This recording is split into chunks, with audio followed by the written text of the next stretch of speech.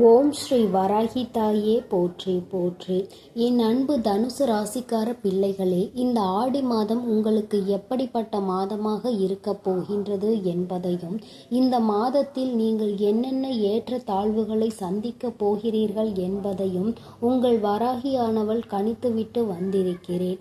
அதனால் இந்த பதிவினை முழுமையாக கேட்டு இந்த மாதம் உங்களுக்கு எப்படி அமைந்திருக்கிறது என்பதை தெரிந்து கொள்ளுங்கள் என் தங்கமே. தனுசு ராசி பிறந்தவர்களுக்கு இந்த மாதம் கைமேல் பலனளிக்கக்கூடிய நல்ல மாதமாக இருக்க போகிறது. சுபகாரிய தடைகள் விலகி குடும்பத்தில் இனிய நிகழ்ச்சிகள் நடைபெறுவதற்கு வாய்ப்புகள் அதிகம் உண்டு. கணவன் மனைவிக்கு இடையே நடக்கும் பனிப்போர் அவ்வப்போது வந்து செல்லும். வேலையில் புது இடமாற்றம் ஏற்படுவதற்கான வாய்ப்புகள் அதிகம் உண்டு. வேலை தேடி அலைபவர்களுக்கு மனதிற்கு பிடித்த நல்ல வேலை கிடைத்து செட்டில் ஆகுவதற்கும் வாய்ப்புகள் அதிகம் உண்டு. உத்தியோகத்தில் உள்ளவர்களுக்கு பதவி உயர்வு கிடைப்பதில் இருந்து வந்த தடைகள் நீங்கி அரசு வழி காரியங்களில் அனுகூலம் பலன்கள் கிடைக்கும். சுய தொழிலில் உள்ளவர்களுக்கு ஏற்றம் தரும் அமைப்பாக இருக்கிறது. புதிய புதிய சிந்தனைகளை வளர்த்து கொள்வீர்கள். எந்த சூழ்நிலையிலும் உங்கள் நேர்மையையும் தன்னம்பிக்கையையும் கைவிடாமல் பார்த்து கொள்வது நல்லது. மாத பிற்பகுதியில் நஷ்டம் வருவதற்கு வாய்ப்புகள் உண்டு என்பதனால் முக்கிய முடிவுகளில் கவனம் செலுத்துங்கள். பிள்ளைகள் மேல் கூடுதல் கவனம் தேவை. ஆரோக்கியம் சீராக இருக்கும். தனுசு ராசிக்காரர்களே, நீங்கள் குலதெய்வ வழிபாடு மேற்கொள்வது நல்லது. அது மட்டுமல்லாமல் இந்த ஜூலை மாதம் 7ஆம் தேதியில் கடகராசியில் சுக்கிரன் பெயர்ச்சி செய்துள்ளார். இதன் விளைவாக உங்கள் ராசிக்கு இந்த ஆடி மாதத்தில் ஏற்பட போகும் சாதகமான பலன்களையும் பாதகமான பலன்களையும் சொல்கிறேன், கவனமாக கேளுங்கள். பொதுவாக ஜாதகத்தில் சுக்கிரன் ஒரு பெண் கிரகமாகவும் அழகின் குறியீட்டாகவும் கருதப்படுகிறது. இப்பொழுது கடக ராசியில் சுக்கிரன் பெயர்ச்சி ஜூலை 7ஆம் தேதி அன்று மாலை 4:15 மணிக்கு பெயர்ச்சி செய்திருக்கிறார். சுக்கிரன் காதல் மற்றும் திருமணத்தை பிரதிபலிக்கக்கூடியவராக இருக்கிறார். இந்த பெண் கிரகத்தில் அதிக கவனம் செலுத்தப்படுகின்றது. கடகத்தில் சுக்கிரனின் இந்த முக்கியமான பெயர்ச்சி எவ்வாறு சாதகமான மற்றும் எதிர்மறையான பலன்களை தரப்போகிறது? ஜோதிடத்தில் வலிமையான வாழ்க்கை, நல்ல ஆரோக்கியம் மற்றும் வலுவான மனதுக்கு தேவையான அனைத்து திருப்திக்கும் சுக்கிரன் இன்றியமையாததாக கருதப்படுகின்றது. ஜாதகத்தில் சுக்கிரன் வலுவாக இருந்தால் ஜாதகக்காரர்களின் வாழ்க்கையில் அனைத்தும் சாதகமான முடிவுகளையும் மகிழ்ச்சிகளையும் அடைவதில் அவர்களுக்கு எந்த குறையும் இருக்காது. எப்பொழுதும் அவர்களுக்கு வெற்றி ஒன்றே சாதகமானதாக இருக்கக்கூடியதாக இருக்கின்றது. இந்த சுக்கிரன் கிரகமானது ராகு மற்றும் கேது, செவ்வாய் போன்ற கிரகங்களுடன் சுக்கிரன் உறவை ஏற்படுத்தினால் ஜாதகக்காரர்கள் பல போராட்டங்களையும் தடைகளையும் சந்திக்க வேண்டி இருக்கும்.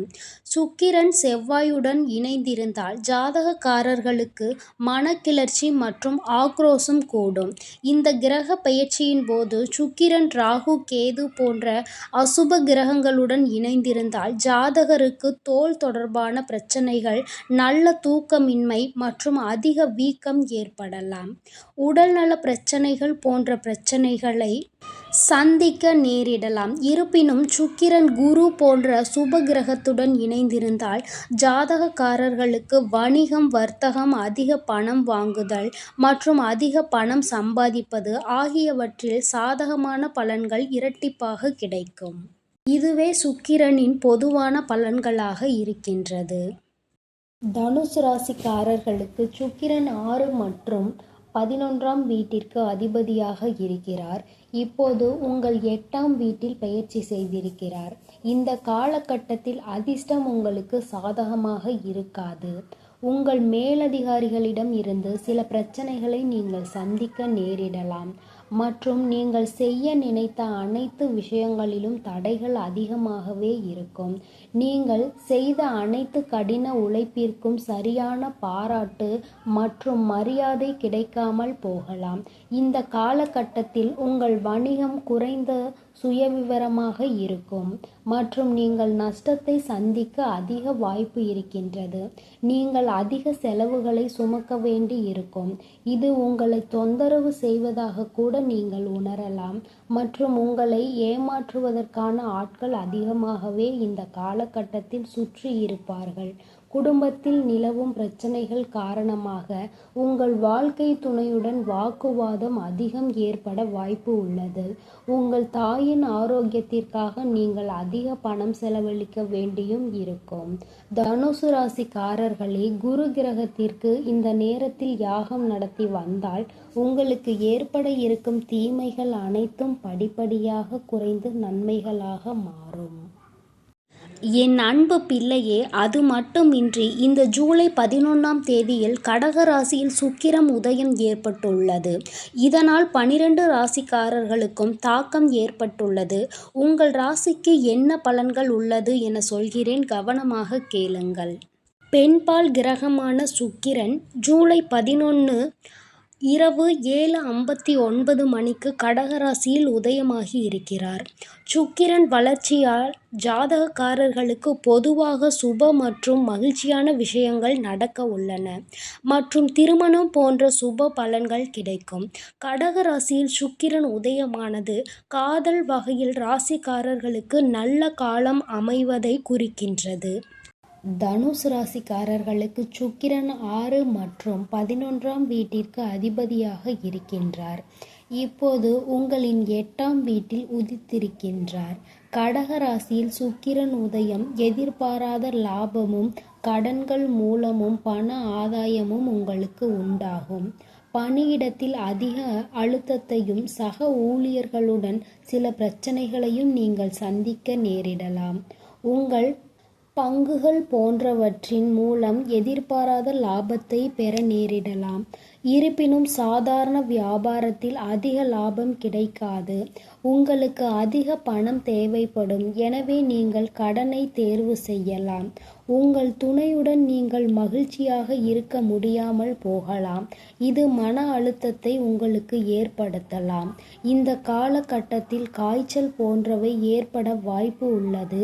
உங்கள் உடல் நலத்தில் சிறப்பு கவனம் செலுத்த வேண்டிய நேரம் இது. தனுசு ராசிக்காரர்களே, உங்கள் இஷ்ட தெய்வத்தை நீங்கள் தினம்தோறும் வழிபட்டு வெளியில் கிளம்பினால் நிச்சயமாக உங்களது மன அழுத்தங்கள் அனைத்தும் குறைந்து மனதில் நிம்மதியும் மகிழ்ச்சியும் இருந்து கொண்டே இருக்கும். என் அன்பு பிள்ளைகளே, இந்த ஆடி மாதமானது உங்களுக்கு எப்படி இருக்கும் என்பதையும் ஏற்பட்டிருக்கும் பெயர்ச்சிகளின் காரணமாக இந்த ஆடி மாதம் முழுவதும் உங்களுக்கான நல்ல பலன்களையும் உங்களுக்கான தீய விளைவுகளையும் உங்கள் தாயானவள் விரிவாக சொல்லி இருக்கிறேன். அதனால் இந்த பதிவினை கேட்டு உங்கள் பரிகாரங்களை நீங்கள் முழுமையாக செய்து உங்களுடைய நல்ல பலன்களை நீங்கள் முழுமையாக பெற்றுவிட வேண்டும். இனி எல்லாம் நல்லதாக மட்டுமே நடக்கும். ஓம் ஸ்ரீ வராகி தாயே போற்றி போற்றி. ஓம் ஸ்ரீ வராகி தாயே போற்றி போற்றி.